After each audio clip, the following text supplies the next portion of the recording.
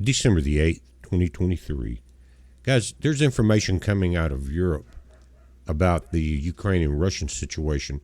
For several days now, many people, both in Europe and in the U.S. and in Russia and in Ukraine, have said the battle is pretty much over with.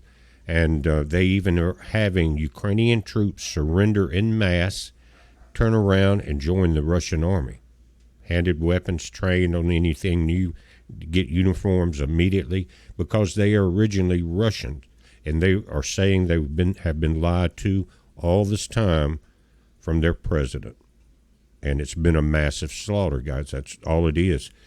And so right now, a lot of people had speculated that with winter coming in, this thing would wind down, but just the opposite has happened. Now you've got these, they're saying 9 Tu-95 bombers pound Kiev. That's the capital city. That's further than most of the fighting, except for an occasional rocket launch. Most of it's been down a little further south than that in Ukraine. They're saying that the Su-34s launch a salvo of 4 Fab 500 bombs. 40 bombs dropped on the Donetsk alone.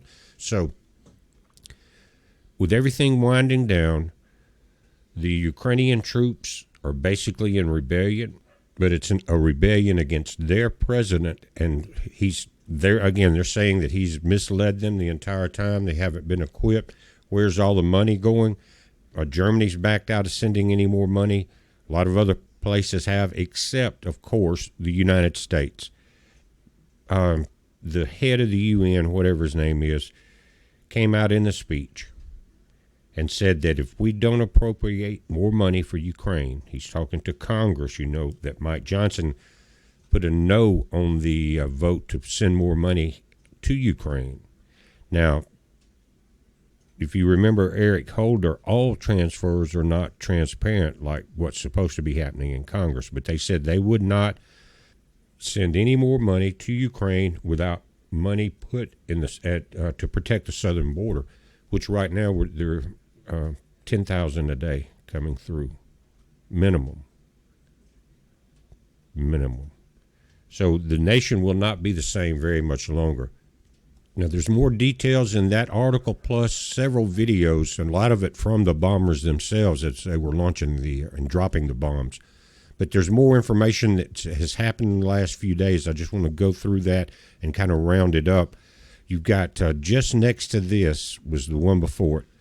It says a nuclear bomb from Russia. We will decide with a referendum the annexation of the whole of Ukraine. Will the new Russian army continue the war? A couple of things in that. The referendum would be a vote amongst the Ukrainian people, if I'm not mistaken. And right now they all hate Zelensky, the ones that are still alive. He's again, we will decide the referendum on the annexation of the whole of Ukraine. A lot of the U.S. and NATO before now are saying, well, if they stop now where they're at, or maybe hints to Zelensky, then you can at least save part of Ukraine so that the U.S. and NATO will have a playground there, basically is what they're saying. And Putin has done exactly what I think I mentioned very early on in this campaign, was that he's not going to stop and leave any of the folks that have been put in there by foreign powers to remain. And this is what he's talking about. And he says, will the new Russia army continue the war? What he's talking about are the armies, or the military folks in the Ukrainian army that are laying down their weapons, coming across, and immediately being put into the Russian army. That's the deal, and they're glad to do it. They're seeing their homeland being bombed down because of outside influence. Zelensky would have been taken out in the first couple of weeks, except for outside influence, and you know who was behind a lot of that. Again, NATO, with all of the stuff that they had in place in Ukraine itself. But you can read this, and it'll go into it'll talk about this new Russian army, and that it's Ukrainians who are Russian. And so it will be a unification type referendum.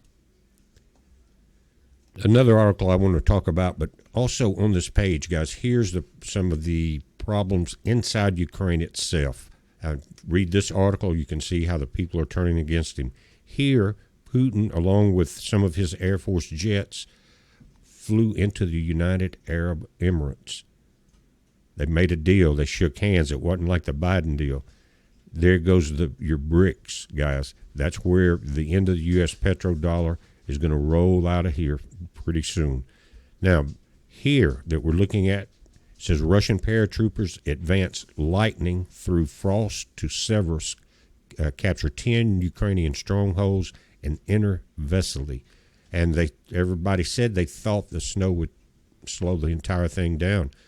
But Russia remembers what Germany did in World War II. And they know they're dealing with the same Nazis in place there in Ukraine that they had to deal with before. And I said this also from the beginning. They will not put up with any German tanks coming into their territory. So they're pushing back. And guys, I don't know how this will end.